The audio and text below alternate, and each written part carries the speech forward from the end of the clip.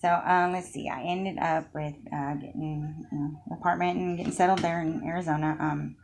My aunt who lived out there, she was she's a hippie, free spirit. Although she had become very uptight in her older age, seemed to forget that I can remember her when I was young, and although very successful Capricorn, she you know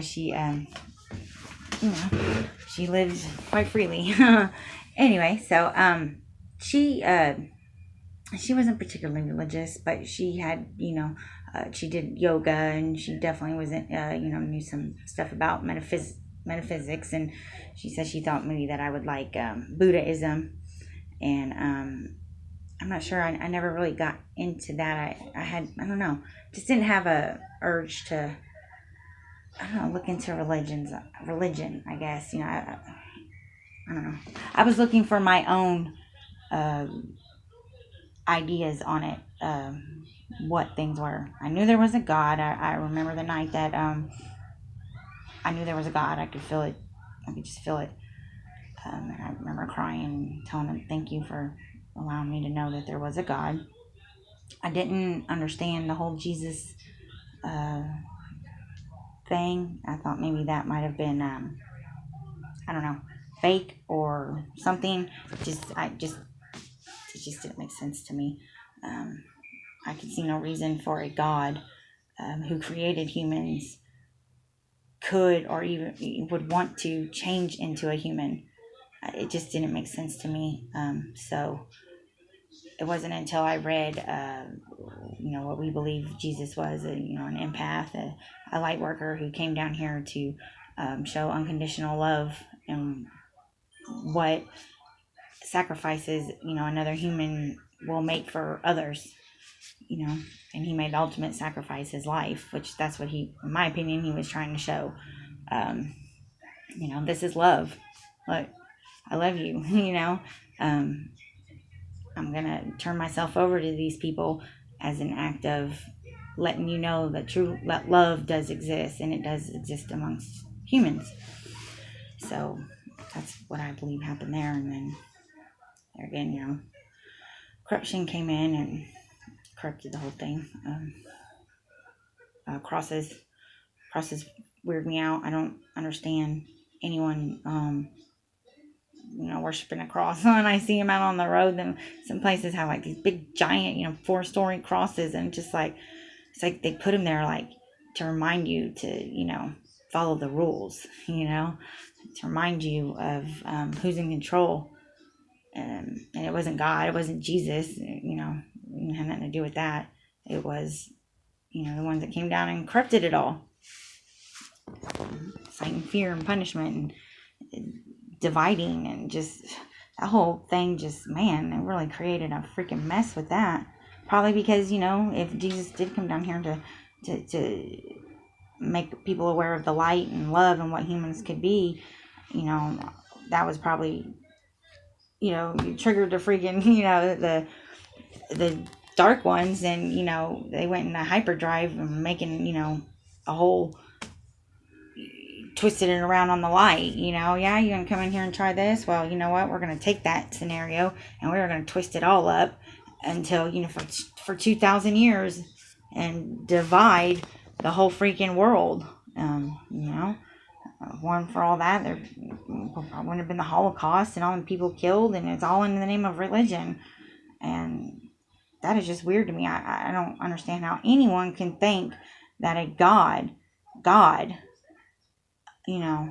would, a creator would want you to destroy its creation. I mean, I can't wrap my brain around how people think. I'm gonna make this creation, and then I'm gonna, pit the creation against each other, and then they're gonna kill my creation in my name. It just, no, come on. You're gonna use some common sense, and there again, understanding. Don't believe what's in some book that somebody wrote, or a bunch of people wrote. 2,500, 2,000 years ago or whatever. think of it and, in your terms and what makes sense and what doesn't. And that just does not make sense. A God would not want you killing in its name. No, especially one of light and love. Okay, so that's my theory on that one.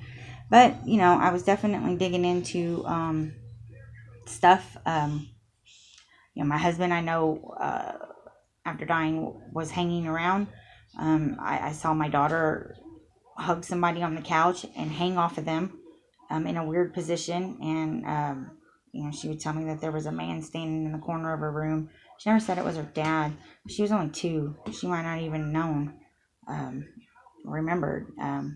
But once in Arizona, if I was sitting up and thinking about him and crying and stuff, my lights would blink. And one night I had a friend over and we were talking about it, and the light, and this was the first time I'd ever done it in my bedroom, started blinking, freaked him out. And I started yelling at him to leave me alone. Leave me alone now. And I never heard from him again in that way. He comes to me every, like, once or every 1 or 2 years in a dream. And I always get to, like, I won't remember it at first that he's gone, and then around the end of the dream, I'll remember he's dead, and I'll get to touch his face, and I get to touch his face. That's what I get to do. And I don't know. I got some weird things about that. I feel like after when he died, because I was right there, like, I took some of him in me. I started having a knee problem just like him, and the same knee. My smile changed, and it started to look like his. And I adopted his. I was really shy. I didn't stand up for myself. I didn't stand up for anything. I didn't give my opinion, and nothing. I really closed off. And after he died, whenever I saw an injustice, just like him, he was an Aries and a dragon, and that was one thing that would get him going, was what he felt was an injustice. And I started doing that too. And I had these speeches of standing up and saying it's not right and what was not right about it. And it was just another thing that changed about me after he died. For all I know, maybe he was my twin flame and we became one. I don't know. I don't know if that happens. Well, I just not really thought that. Wow, that could just very well be a possibility. Maybe we couldn't be separate. We had to be one in order to be as strong as we needed to be. I don't know.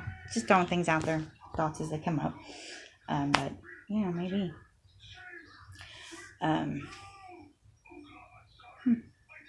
So, in my mind, I was really angry at him for what he did. But then after going through it and thinking about it, I feel he made the ultimate sacrifice. He, for some reason, in his sick mind, felt we were better off without him, and he was doing us a favor by leaving. And or it was an accident, or I don't know. I just know it freaking happened. And I had a lot of guilt I was carrying around about it at that time, because I had said something I shouldn't have said right before. And I have forgiven myself for that, and I've forgiven him, and I've done all that shadow work and everything I had to do. And now I just wait for the day I can see him again, or any of that. Yeah. I talk to him sometimes about our daughter, like, help me, Chris, because she's a trip. She scares me. She doesn't really mesh with the light. She didn't really want nothing to do with it, and that worries me.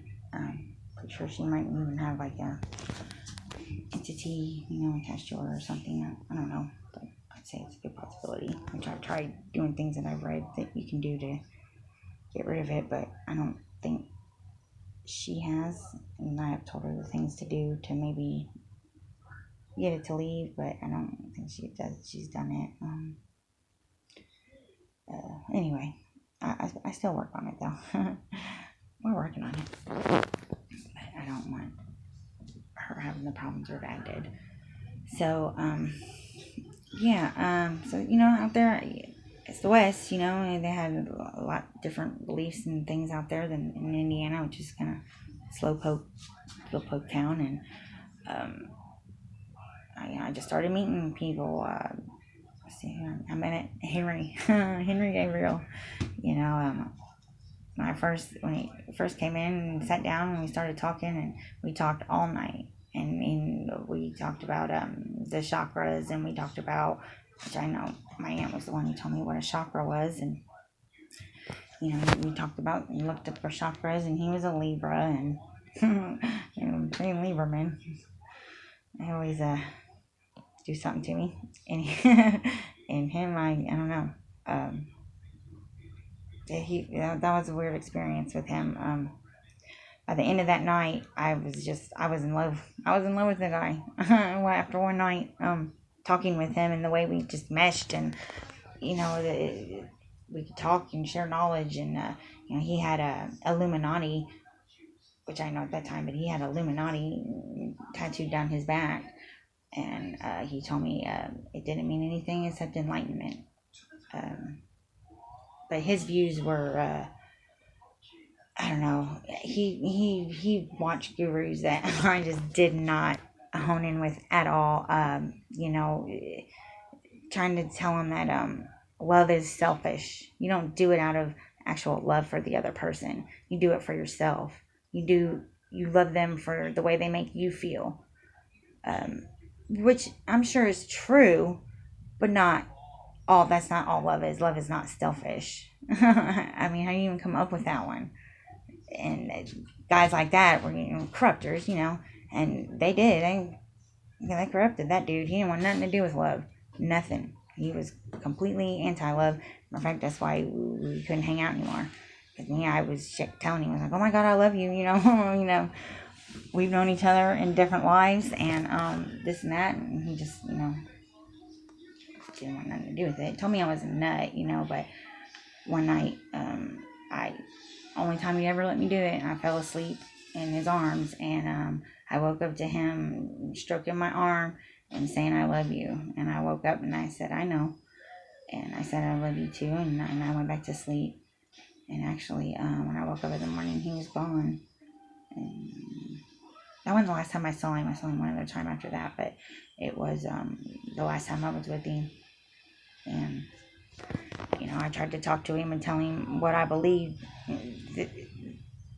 At the second time we were supposed to hang out and see each other, he was late, and I was blowing it off, out of proportion. And he's like, I'm not coming there. I'm like, fine. Then he sent me a message later and then said, I'm outside your door. And I went and I opened up the door and looked out, and he was at the bottom of the stairs. And he looked up at me, and we met eyes, and I don't know, we didn't even have to say anything. I just knew that I was tied to this dude in some way. My thought was, we meet in every lifetime, which I said only had the one, but possibly not, but we meet in every life, and we have a connection always, but we're not allowed to be together. And that was what made me think maybe he's who I've always talked to as my twin flame, even though I didn't know anything about twin flames until 2020. But he is who I felt was mine, and I got a hold of him, and then I told him all that. According to him, the crazy came out, and I just couldn't help it. I mean, I just couldn't help telling him how it was. He also kept telling me he didn't love me until I heard him say it when he thought I was asleep. I knew it. I could feel it. I knew it, and whatever happened to him, I don't know, but if he felt himself in love with someone, he was gone. He was gone. He didn't want nothing to do with it. I guess maybe he got hurt by somebody. I don't know. But he had a lot of problems. pretty heavy addict. But anyway, that's my Henry Gabriel twin flame story. And when I got a hold of him over 2020 summer, I was like, I promise I'm not gonna, be weird or nothing. And sure enough, it got weird. But he was with some, 22-year-old girl who was pregnant, and he was just dealing with a lot. But yeah, he cut me off again. I'm like, dang it, Amanda, should just kept quiet. But I couldn't help it. I express my feelings. Always have. Can't help it. It's who I am. Never been afraid of him. My sister, she sees my emotions and my feelings as weakness. I see her hiding emotions as weakness or not having them. I don't know. To show your emotions and what bothers you is showing you. And to be afraid to show you is one thing, we humans got to break right now. You can't be afraid of you. You can't not do something because you think, oh my God, what are people going to say? Who gives a shit? The only person you should wonder about is what are you going to have to say about not doing the thing you want to do and then missing out on it because of what someone else might think. I still struggle with that a little bit. The sun picture I made of that I turned into the boy and the mom, or the energy going in between them.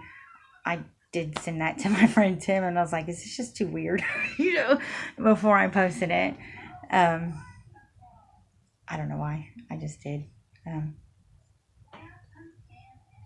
I probably posted it anyway if you'd been like, yeah, it's a little weird, but it's pretty weird. And I was looking at the stickers in my app, my photo app, and what I called the water hat, I think was tears or something. And I turned it into a water hat. But I do know that was not there before when I had all them options before they disappeared and then reappeared. That was not there. That was something new. And me and I totally believe everything happens for a reason. And there's stuff in our past all the time of tools we need. That's why there was a water hat. Because they're to put it on the little boy son who was in the water. Freaking awesome. It's freaking awesome. The stuff like that. The thoughts I have, I didn't have imagination. I could never, I don't know. I just don't remember ever being like that. Maybe as a kid or whatever, but not even so much then. And I can remember telling people that, like, I don't have the imagination to make this stuff up. Like, where do you think it's coming from? Crazy. And after my husband died, I was diagnosed with PTSD. I couldn't. Hang on one second.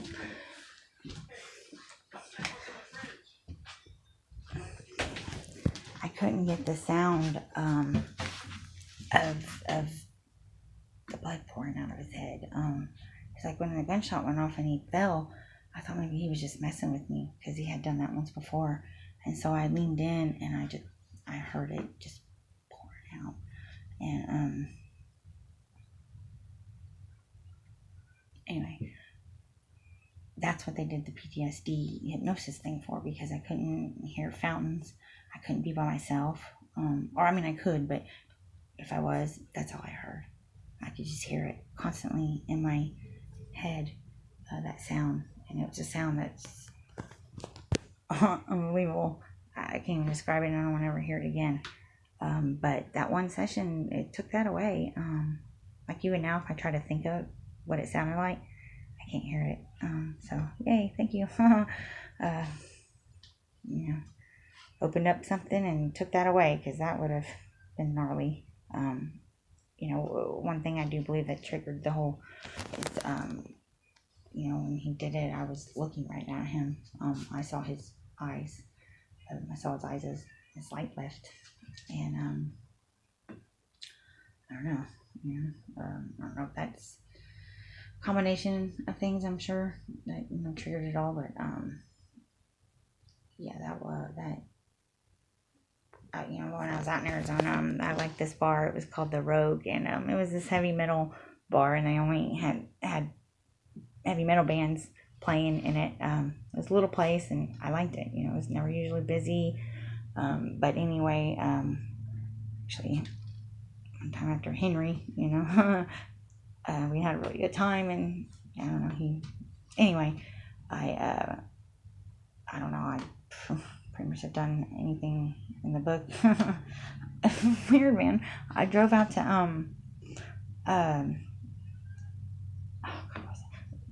The Lost Dutchman's Park, Lost Dutchman Mines in Apache Junction, Arizona, and, you can walk up and there's these caves, and, I went to that park, and I got out of my car, and I went around to the other side because I was going to put on some other shoes that were there.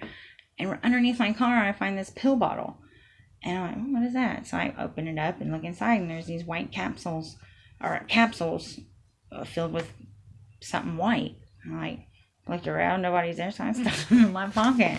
Like, what is this? And there's no label on the thing or nothing. And so I walked up in there, took them with me, and I'm like kind of researching, looking at them, dumping it out. They were definitely homemade capsules, and I came to the conclusion it was maybe bath salts, something like that. Anyway, because I was being pretty reckless then, which women can get, guilt and everything. I took him, plus then later on when I got to the road, I was drinking really heavy, and I smoked some pot, and anyway, I was found on the bathroom floor, just kind of babbling, just fell down, just had it and fell down, and they got me up, and it's like, I saw his eyes. I kept saying I saw his eyes when he died. And anyway, my aunt, they got my phone, got my aunt, she came and got me, and I guess everybody kind of knew then that, okay, yeah, Amanda's a wreck. But a lot had happened. My dog, my best friend, year before, or no, maybe beginning of that year of 2013, my baby, and she died, and in a horrible way. I'm pretty sure somebody poisoned her, and that tore me up because I had to watch it happen, and it was bad. And my stepdad died, my old dog Boo died, and my husband died, and my house was broke into, and I lost everything, and I had to move, and it was just, what? And I moved across the country. I mean, it was just a lot was happening and had happened. So,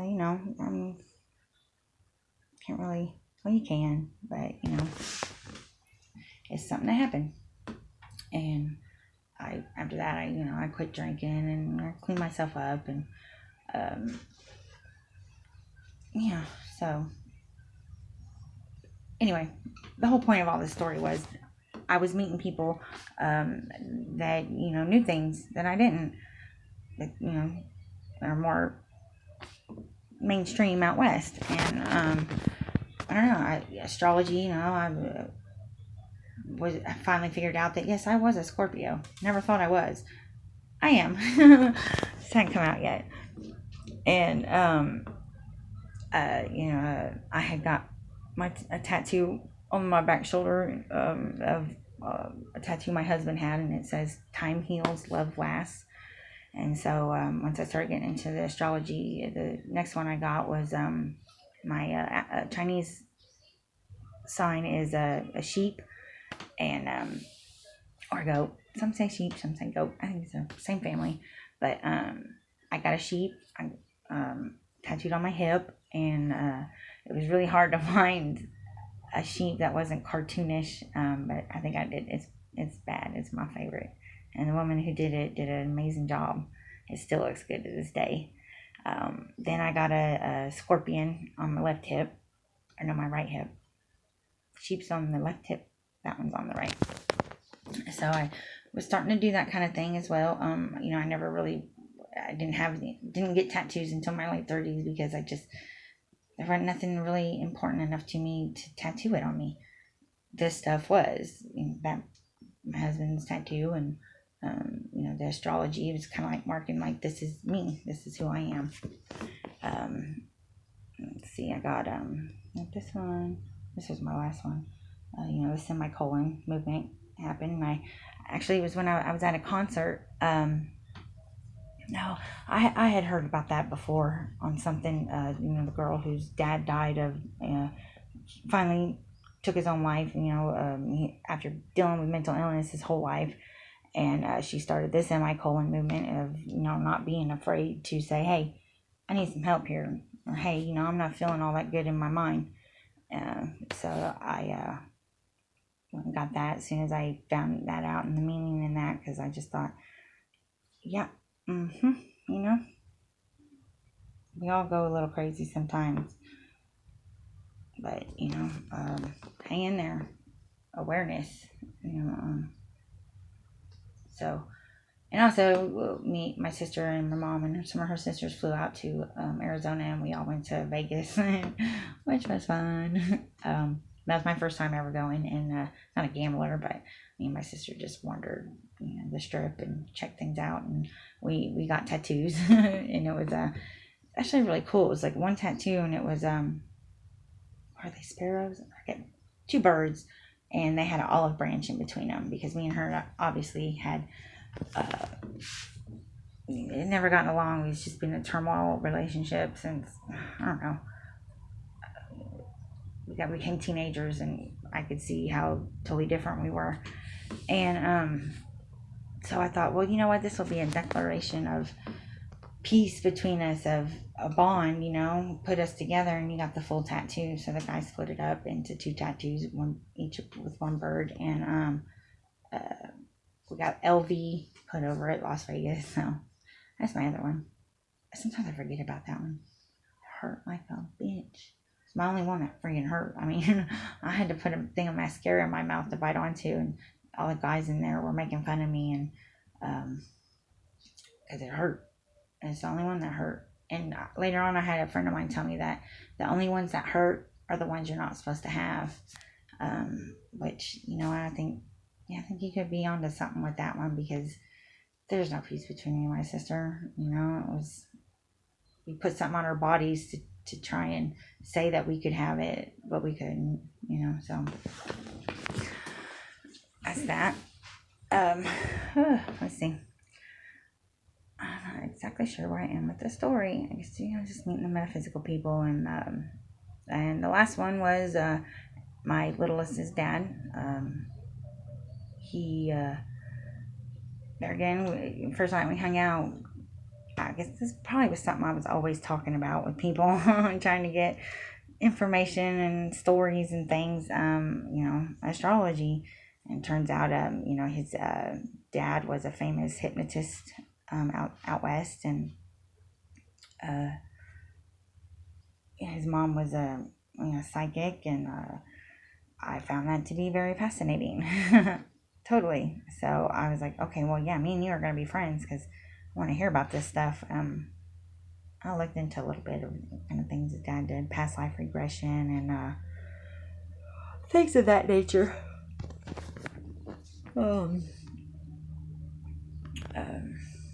So I found that fascinating, and somehow I ended up pregnant, like, right away, and yeah, it was crazy. I think I'll leave that story for the next video. Yeah,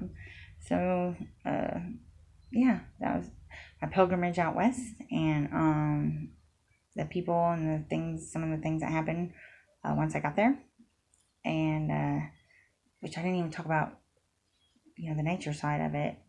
That was another big one. Big into going up into the mountains and watching the sunset, or just sitting there reflecting on the sun and the Mother Earth. And I took so many cactus pictures, and everything just stood out to me. Like I don't know what's the word I'm looking for. Like the Wizard of Oz, Technicolor. Everything stood out Technicolor, and I just went to snapping photos. I got on, which I don't even have any of those photos from out there, except for what was on my Facebook. But my cloud now has almost 19,000 pictures in it. So 19,000 pictures. That's a lot.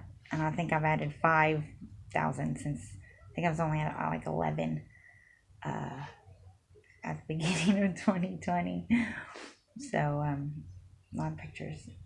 But yeah, the nature part of things, that I really bonded with Mother Earth. Like, she even spoke to me one time while I was watching, telling me about how she was sick and her immune system and things. So, and I could just see it, So I really got in touch with Mother Nature. There's another, another aspect of awakening is realizing we're connected to this planet, this Earth, and it's a being on its own, all its own. Yeah, I actually did this picture, and this was actually after I got back from there, but and I called it Mother Nature, and it was just this really cool, like, forest scene, and Mother Nature, I blended her really into actually, I got the woman off of a tarot card, and I blended her into a tree, like, really, really well. And that's what I called it, Mother Nature. And I didn't even notice this. Someone else pointed this out to me. There's Mother Nature, and then, like, in her dress, you could see a bearded man. Which one lady, she's like, "Did you know that there was also Father Time in there?" And I was like, "No." And I got to looking, and I saw it, and I was like, "Wow," that just happened. I didn't even mean for that to happen. It just did. So I'm very in tune and tied in with Mother Earth, and we need to respect her and love her, and because she makes things beautiful. So okay, we'll get into the next chapter next time. Love and light, everyone.